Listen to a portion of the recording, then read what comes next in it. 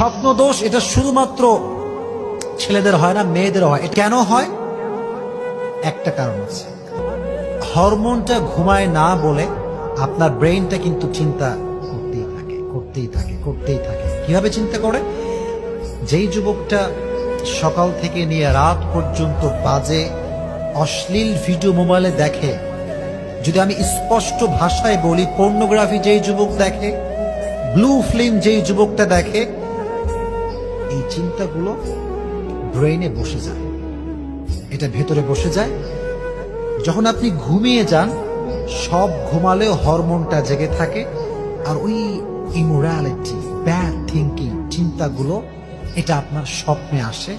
যেই নারীকে আপনি সারাদিন দেখেছেন, ওই নারী আপনার স্বপ্নে আসে।